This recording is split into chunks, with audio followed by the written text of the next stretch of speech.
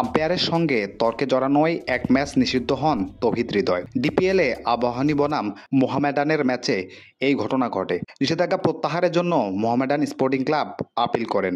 এই নিষেধাজ্ঞা থেকে মুক্তি তো পাননি, বরং উল্টো 3 ম্যাচের জন্য নিষেধাজ্ঞা পেলেন মোহামেডান অধিনায়ক তৌহিদ হৃদয়।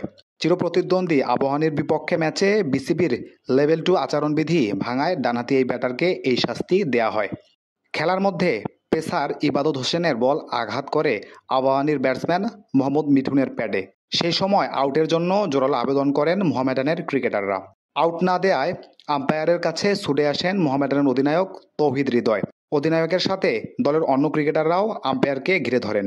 ঠিক এই সময় আম্পায়ারের সঙ্গে বাগবিতণ্ডায় জড়িয়ে পড়েন হৃদয়। মোহামেডানের ক্রিকেটারদের শান্ত করতে এগিয়ে আসেন লেগ আম্পায়ার শরফুদ্দুল্লাহ ইবনে শহীদ সৈকত, কিন্তু মোহামেডানের খেলোয়াড়রা সৈকতের সঙ্গেও তর্কে জড়ায়। এজন্য মোহামেডানের অধিনায়ক তৌহিদ হৃদয়কে 3 ম্যাচের জন্য নিষিদ্ধ করেছে বিসিবি।